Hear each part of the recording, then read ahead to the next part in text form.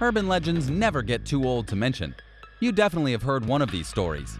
After all, everyone knows Bloody Mary, a woman who was once supposedly executed for being a witch and who will show her face in the mirror if you call on her, right? Well, while most of the legends are made-up stories, here are the 10 urban legends that were actually true. Number 10. The Bunny Man. While there are several variations of the urban legend splashed across the furthest reaches of the internet, the true story of the Bunny Man may actually be even weirder. By 1973, the so-called Bunny Man had been reported in Maryland and the District of Columbia.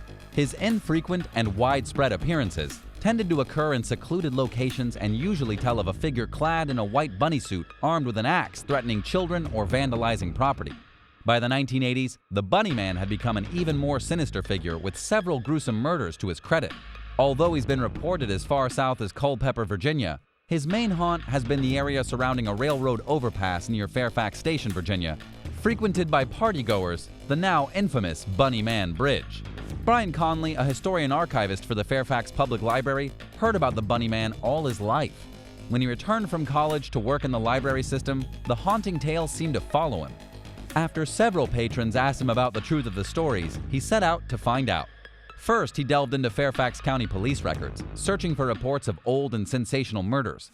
He wrote in his December 2008 paper, The Bunny Man Unmasked, The Real-Life Origins of an Urban Legend. He found one that might help account for some of the Bunny Man's background. It happened in February 1949 and made headlines for months. The gruesome slayings of a mother and her 8-month-old baby girl. The two were found in a shallow grave in Fairfax after disappearing during a car ride with the husband. Police soon found the victims in a shallow grave. The woman had been beaten and shot, the baby girl buried alive. The husband and father were eventually arrested, convicted, and sent to a mental institution. Number 9. Polybius. Legend has it that in 1981, an arcade cabinet called Polybius briefly took residence in Portland, Oregon. But Polybius was no ordinary video game. Many believe that it was a tool of the United States government to test one's mental and physical agility as a method of recruiting soldiers. Others say it caused seizures or brain aneurysms and was possibly being tested by the CIA as a brainwashing tool. Many more believe the whole thing was a hoax, while others say it never existed at all. As the legend goes, a new arcade game by the name of Polybius popped up in several arcades across Portland. This new game was like nothing anyone had seen before, and when people played it, they quickly became addicted. Video game addiction is nothing new.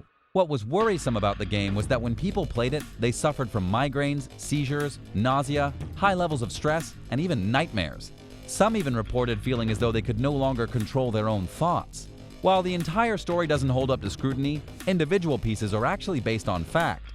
Brian Dunning, a host of the Skeptoid podcast, did some investigative work and found that a 12-year-old named Brian Mauro had become sickened during a 28-hour marathon video game contest in 1981. Just a few days later, Portland area arcades were raided by federal agents, who seized cabinets that were being used for gambling. Coupled with the existence of a real arcade game named Polyplay, these memories seem to amalgamate into the Polybius legend. Number 8. The Main Hermit. For decades, people who vacationed in central Maine's North Pond area were puzzled by items that would go missing. Batteries and food from cabins, flashlights from camping tents. Rumors spread that a permanent fixture of the area would forage for sustenance and supplies. The Hermit tells the story of a man who lived in the woods of Maine with no human contact for 27 years. He managed to stay undetected, never once lighting a fire and never leaving footprints in the snow. He was not exactly a survivalist, since all he ate and all that he possessed was stolen from nearby summer houses. These strange burglaries, in which peanut butter went missing while jewels were left untouched, created feelings of uneasiness and frustration among the townspeople who increasingly grew wary of one another. When he was finally arrested and his identity disclosed, Christopher Knight became the subject of media frenzy. Overnight, he went from being a non-entity to being the most talked-about person in Maine, very much against his will. The Hermit became a controversial figure, a media sensation, and a real folk hero. Number 7. Cropsey. This is the story of a nightmare come to life. Once, Cropsey was just an urban legend, the boogeyman of Staten Island in New York City. Cropsey was rumored to be a homicidal madman. He was an escaped mental patient with a hook for a hand. He hunted children and dragged them back to the tunnel system that lay under the abandoned ruins of the old Seaview Hospital, a former tuberculosis sanitarium. But then in the 1980s, the children of Staten Island had even more reason to fear their local boogeyman. Cropsey had come to life in the form of an actual homicidal madman who really did hunt children. And for the first time, Cropsey felt very real. First, a young girl disappeared. Then, a young adult man followed by a disabled girl. They all seemingly vanished in plain sight with only one suspect. Years prior, a custodian at a local school for disabled kids took 11 children for a ride in his van. He bought them lunch and then took them across state lines to the Newark airport. While he never hurt the kids, he did spend time in prison for, well, imprisoning people. That man was named Andre Rand. The police never needed to look further than Rand for the rash of missing children, and he was soon arrested. Number 6. The body under the bed. Vacationing couples, newlyweds, and Disneyland guests all have been the subject of an urban legend involving hotel occupants who fall blissfully to sleep only to wake up to an awful stench coming from either under the bed or inside the mattress. Closer inspection reveals that a dead body has been stashed away, presumably not anyone who has died of natural causes. This traveling tale has been confirmed multiple times over. While the smell is usually apparent right away, at least one couple slept on a mattress containing a body in Atlantic City in 1999. Cases in Colorado, Florida, and Virginia have also been reported. In 2010, guests at a budget lodge in Memphis were horrified to discover that they'd been sleeping above the body of Sonny Millbrook, a missing person. Fabric softener had been stuffed in the ceiling tiles to try to mask the smell. At least 3 other occupants had also rented the room since Millbrook's disappearance. A court eventually convicted Millbrook's boyfriend, Lakeith Moody, of the crime. Number 5. Charlie No Face. Charlie No Face is the story of a boy called Charlie who once got electrocuted while climbing an electric pole to try and see into a bird's nest. He was so disfigured, his face had practically melted off. Eyes, nose, mouth, and ear, and one of his arms were all gone. Charlie No Face, also called the Green Man, was a man named Ray Robinson, and he was no figment of anyone's imagination. Born in 1910, Robinson was disfigured at the age of 8. Knowing that his appearance could be disconcerting, Robinson took to taking strolls after dark. He often walked a path along Route 351 in Beaver County, Pennsylvania. While his intentions were honorable, encountering Robinson in the dead of night inevitably led to spreading stories about a boogeyman haunting the town. Number 4. The Dog Boy. In 2005, the Central Arkansas Society for Paranormal Research was asked to visit a house at 65 Mulberry Street in the town of Kitman, Arkansas. It seemed the owners of the house, a couple named Weaver, were experiencing odd events, such as lights turning on and off on their own, sudden noises, cold spots, and the feeling of someone else was living in the house with them. Shortly thereafter, rumors began circulating sporadically of the mysterious Dog Boy of Kitman, whose piercing eyes could sometimes be spotted in the upstairs windows of the house late at night. Floyd and Aline Bettis moved into the large house in the early 1950s. The couple, childless for many years, had a son, Gerald Floyd Bettis, in 1954, according to a local historian and the Arkansas Democrat-Gazette archives. Gerald was a difficult child from early on, reported those who knew of him. His parents were good people, but Gerald was a brat. Vicious and cruel, states local Mary Nell Hollibird.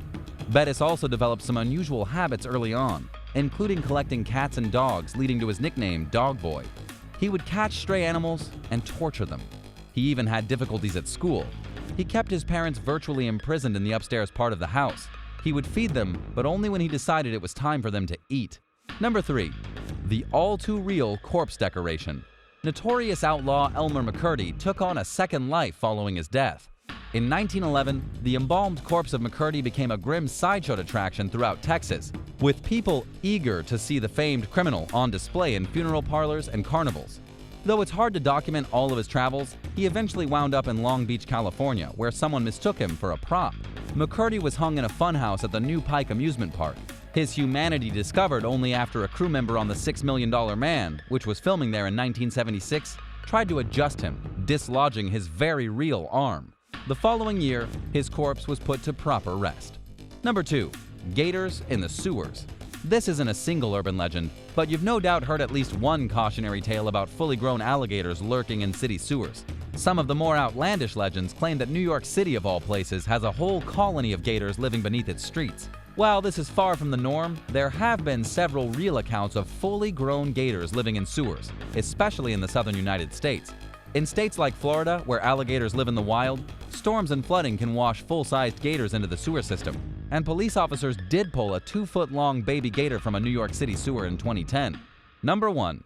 Candyman. Released in 1992, Candyman remains a potent horror tale of the revenge undertaken by a black artist, Tony Todd, murdered in the 1890s for having a relationship with a white woman. One of its most famous scenes involves a murderous spirit with a hook for a hand bursting through the heroine's medicine cabinet. As if that weren't scary enough, the idea that an apartment can be breached through its medicine cabinet isn't just silver screen fiction. And it did happen. In 1987 Chicago, a woman named Ruthie McCoy was killed by a group of intruders who entered her apartment through a gap in the wall made for the medicine cabinet. Did you know that these urban legends were actually true? Let us know in the comments down below. Make sure you subscribe to our channel and turn on your post notifications so you never miss a video from us. If you liked this video, don't forget to give it a thumbs up. See you in the next video, and thanks for watching.